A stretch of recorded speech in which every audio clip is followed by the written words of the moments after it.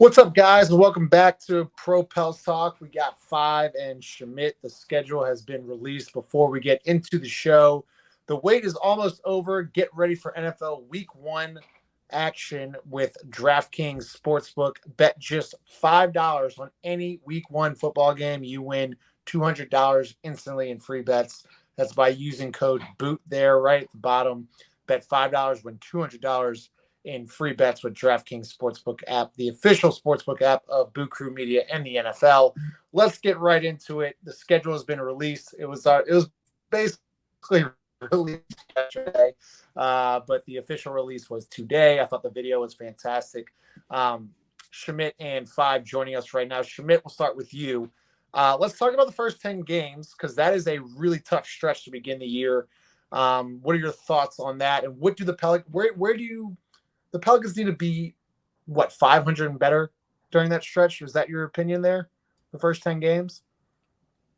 Yeah, I mean, like it's hard to prescribe them a win total for the first 10, especially as long as they're not 2 for 12 and 3 for 16 to start the year, you could pretty much say, hey, maybe they'll be able to like dig their way out of anything. But you're right, it's not the most ideal first stretch of games, but I also don't mind seeing some of those tougher teams early. They're probably coming off of long off seasons because they played deep into the postseason. It's going to take some time to gel. Like Brooklyn right out the gate, we have no idea what their team's going to look like there. Is KD even going to play? Is Ben Simmons even going to play? And they're trying to incorporate some pieces. And I actually like that matchup a lot for the Pelicans. And then, seeing the Warriors early, seeing the Lakers and all that. Again, just a lot of moving pieces. I don't mind seeing that early before they're peaking, before they've really hit a stride. Yeah, Five, they're making a lot of fans are making a big deal of that first stretch. I kind of agree with Schmidt there. Is it that big of a deal to see these good of teams, playoff teams early on in the year? I feel like it's a good thing that you're seeing these kind of teams early on in the year. I can agree with Shamit there, but I think if this was last year's team, we'd be kind of like starstruck for a little bit. Like yeah, we might be in some trouble. But this is Brandon said he wanted to play in bigger games. Hey, here you go. Start your season off that way. This is going to dictate your season at least for the first half. Tell me what you want. You say you want to be a playoff team. Well, show me. This is the beginning of the year.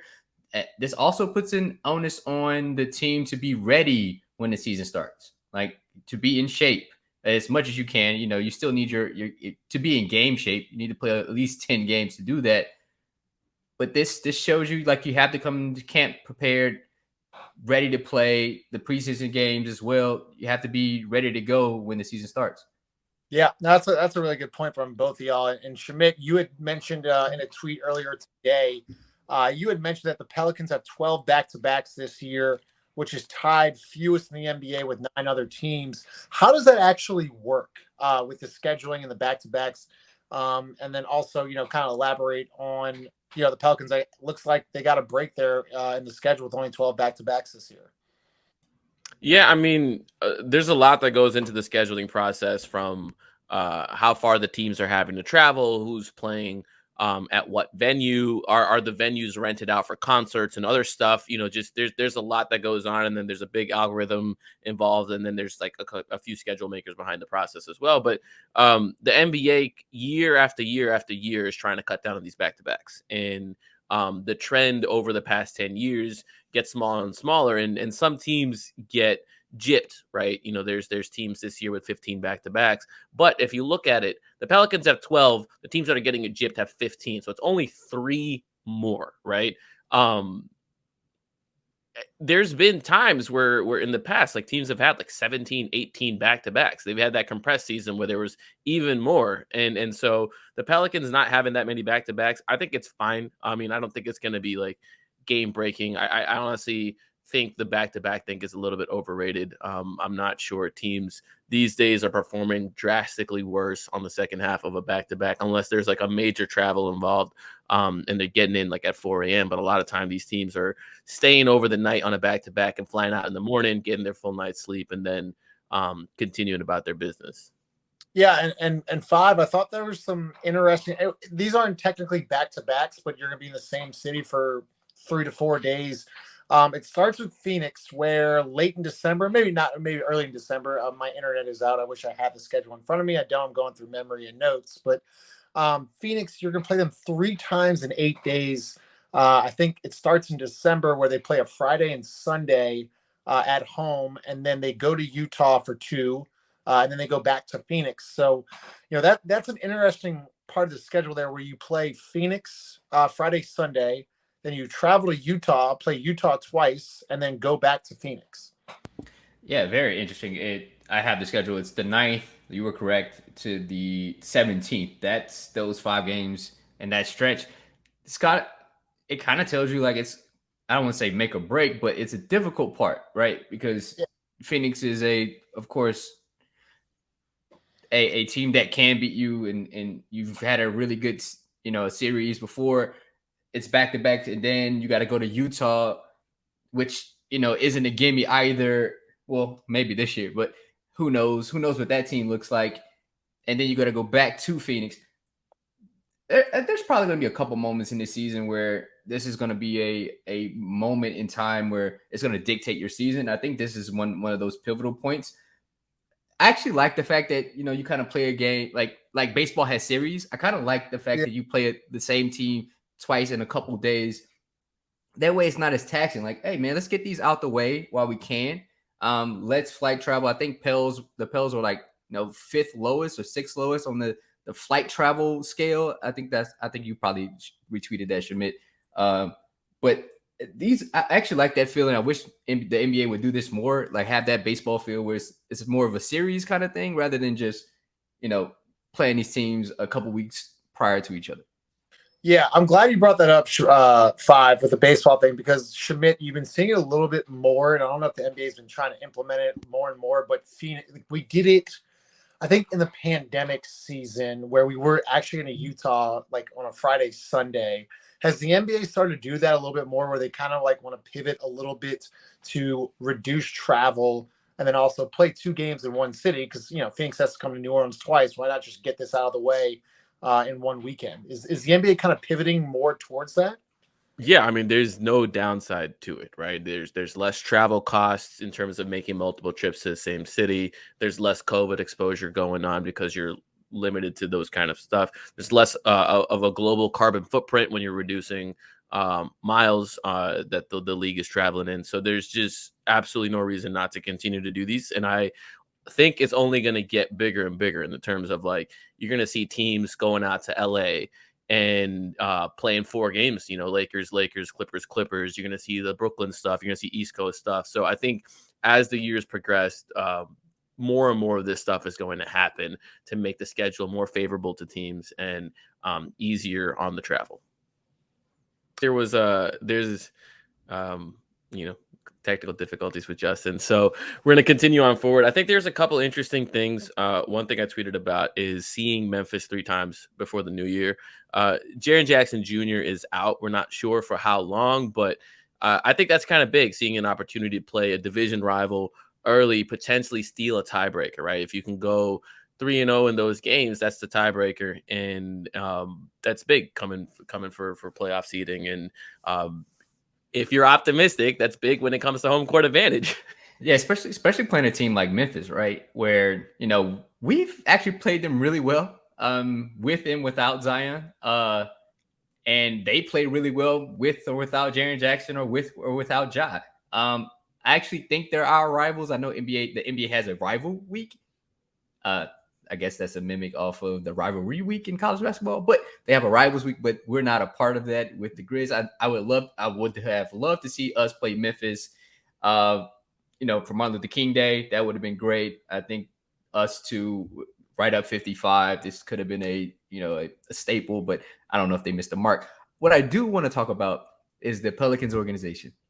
I'm always critical of the marketing. I really am. I know I am, because I can see there's points where we miss. Today, you guys got it right. Like, that was super awesome. That was cool to see, taking a negative and turning it into a positive, including both parties. and including the city of New Orleans culture. Bravo. Oh yeah, I mean they knocked it out the park, and it's one of those things where it's like it's universally understood what's going on because it was such a big story at the time when it happened, and everyone made such a big deal about it, and to be able to look back at this time last year to where this story was actually taking place and people were flipping out like, oh my gosh, like what's going on, like where is this season headed, is Zion even going to be a part of this team for a long time, all of that noise. And then now you're looking at this offseason where it's the total opposite, where Zion has signed, he's locked in for the next 6 years, and then they're looking back and making fun of everything that went on. So I tip my hat to them that they made this happen. So good for them. Yeah, for sure. I think all of us want to see this relationship mended. I think this is a great second or third step, and money always fixes problems, don't it? Money and then winning. So and that's a good segue back to the schedule a little bit, because the Pelicans have an average strength of schedule for the season. Their first half is tougher than their second half. I think from the trade deadline onwards, they have about like the 6th or 7th easiest schedule, maybe 8th. I think that's kind of huge because a lot of time after the trade deadline, teams are shutting players down because of draft reasons. And there's teams that are in the playoff race that are resting their guys a little more because they feel like they have the cushion they need to maintain their seeding. A lot of injuries are accumulating at that time. So I always prefer, I like having an easy schedule at the start. It would have been nice to have easy first 10 to come right out the gate, establish your footing, get that confidence, right? I think it's different when you're playing with that level of confidence instead of playing catch up. But it's also very nice to finish the year strong. Though I think the 5 of the last 6, is it 4 of the last 5 are at home. But they're not easy teams, so let's take a look at that for a second. So it's the Clippers. The Clippers, yeah. So they could be either resting their dudes at that point. Paul George and Kawhi could be done, or because of the play-in, they could be in a situation where they have to continue to play those guys, just because the Clippers were on the play-in last year, so you don't know what kind of mode they're going to be in. Sacramento, again, because of the play-in, could be really going at it, and I think Sacramento is one of those teams that's going to be friskier than usual this time around, because they got Sabonis, they added Kevin Huerter, they drafted Keegan Murray. So I think they have some good additions to where they're not going to be abjectly awful. Now it's very possible at that point their playoff hopes are done and they're in full tank mode because it is a stacked draft class. But it's something you got to look out for. Then you got Memphis, New York, and the last game is at Minnesota. So theoretically, all of those teams are going to be in the play-in picture, or at least trying to be in the play-in picture. Are you concerned that those last 5 games are with those kind of opponents? I mean, they're all borderline playoff contingent teams. Everybody's going to be gunning for it. I mean, at that time, you may know where a team sits and where they want to go because of the stacked draft class. Everybody's shooting from the kid from France, right? Everybody wants him, so they're probably willing. But I think Sacramento is in full go mode, right? They're at the point where we made all these trades. They want to be where we were last year. They want to at least get into the play-in, see some kind of success. I think they're on the streak of 17 years straight where they haven't made the playoffs. Too many years. Right. It's something crazy like that. So I would assume that they're probably going to go for it. Memphis is going to be there. I'm not worried about New York, Minnesota for sure, right? So these are all teams and these are all games we would want to win, especially if we have momentum going into the playoffs. Yeah, I think the home 4 of those games being at home is huge because that gets we all saw what the crowds at the Smoothie King Center were like last April. Leading up to the play-in game, not even just the play-in game, leading up to the play-in game, those environments were crazy. I think that really sets the tone in the city. It gets the fan base going and prepares you for the playoffs. And so it's nice just from that standpoint, having that kind of energy in the building is pretty solid. As outside of that, I didn't find too many super interesting things. I think like playing the LA teams later in the year is, I guess, kind of notable. It's so difficult to predict where things are going to be at with those Yeah. teams just because they have such injury prone players. But it also gives the Pelicans some time to find footing of their own and figure out what they're going to do with their roster. I also like to look at dates around like where major trades are allowed. So like December 15th is usually a totem date when it comes to players being allowed to be traded. I think if you sign a contract this summer, December 15th is often the first time many of those players are allowed to be traded. At that point, the Pelicans will be in that weird Phoenix, Utah, Phoenix stretch, and they'd be at Utah on December 15th, which could be interesting given pending Donovan Mitchell trade stuff. I don't know if there's a team that ends up securing a trade for Mitchell by then, but that would be a time for them to add salary if they needed it. And then the trade deadline, I actually don't remember what time it is this year, but I assume it's still going to be like early February. And at that time, in early February, the Pelicans are facing Dallas, the Lakers, Sacramento, and Atlanta and Cleveland. So again, a mixed bag in terms of teams. I don't really see. Maybe Dallas is super good that year. Maybe at that point, maybe the Lakers are super good, but also a good chance that those teams are holding out some players because they're looking to upgrade coming to the deadline. And last thing I want to point out, Shamit, your last tweet was Pels once again more nationally televised games. I think they're at 18, but more than the Bulls and more than the Knicks, which is kind of funny to think about. Golden State leads it at 42, which is a huge number. Lakers at 39. Do you think later on in the year, if the Pelicans obviously are in the race and stuff like that, they'll get flexed to more primetime games with Zion, BI, CJ, etc.? Yes. I mean, if they are, right? But winning is the single thing that will dictate that, because if they stink, they'll get flexed off the other way. We kind of saw that with the Lakers, where the Lakers and the Knicks were getting flexed last year.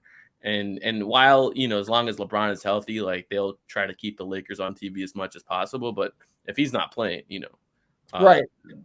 No I agree. 5 times play Taylor Horton Tucker like that. I think saw that last year. You got to think LeBron's going after that Kareem record. So a lot of those games are probably going to be dictated towards that. Even if he isn't on, if he's close, he's probably going to get flexed on for the nation to see that. I mean, there's a lot that goes into it. If we win, we'll probably get more games. It's all about, I guess, you kill what you eat, right? Right? Eat what you kill. Sorry. Yeah. That's it. I wanted to ask this and then sign off though, because Bally's obviously dropped the bomb today on us, and we're not gonna get into that. But do you really care for the nationally televised games? Do you honestly? Do you really care about it or not? I'll go first. They probably care, the team, the players. They probably care more than us fans. We just really want to watch the game. I guess us being locally, but they probably want to be seen by more than just Bally Sports. They probably want to be seen on a more national level. Hence, if you go back to my other video, if teams or people or voters saw, like Doris Burke said, if she saw Herb Jones more, then she probably would have voted for him for all defense, and she wanted to change her vote because of the game she broadcasted. If she's on the broadcast and she sees that, then who knows how that goes. And I mean, that's just kind of how it goes. If you see more, you get more. Yeah, I mean, Shamit, we get more of Joel and AD, which is always a good thing. But I mean, to Five's point, that's a really good point, because a lot of people didn't know about Herb Jones. Yeah, I mean, like, I think if the question is, does it impact my personal happiness in any way? No. I don't care. I will watch the Pelicans games regardless, so it doesn't matter to me like what medium they're on. But you're right, from a business standpoint. I think it is a double-edged sword though, because they've had a couple years where they had a lot of those games and no one was healthy, and it was just constantly like, when's Zion leaving? Is he in shape? When's blah blah blah? And they hate that stuff, right? They hate that attention. And then obviously when the crowds at the Smoothie King are not as great because the team isn't doing well and it's not healthy, and that's also on national TV, the team also doesn't like that. So I know in years past they've been grateful that they've had those games, but also been like, all right, like, yeah, this isn't where we wanted to be, and we didn't ask for this, right? And the NBA kind of tried to shoehorn Zion as the guy that's going to uplift their ratings, because going into the COVID and coming out of COVID in the bubble year, the NBA did struggle a bit when it came to viewership, and they were searching for solutions, and they're like, well, is Zion going to be the guy? And they put a lot of eggs in that basket, and it didn't work out for them. And so I think the Pelicans still have a good amount of games, and it'll be nice if they're good this year and everyone can see it. Because as much as I like the fact that people know who Herb Jones is, I want people to know that Herb Jones can be that guy on a 55-win team, you know? Yeah, no, great points. Five and Shamit, always thank y'all for joining the show. We are about a month away from training camp, so exciting stuff. But once again, presented to you by DraftKings Sportsbook. I'm going to have to do this again. The wait is almost over. A new football season is about to begin, and a basketball season. Get ready for NFL Week 1 action with DraftKings Sportsbook, the official sports betting partner of the NFL. To celebrate the return of football, DraftKings is giving new customers a can't-miss offer. Bet just $5. You instantly win $200 on any single bet of NFL football. Use code BOOT.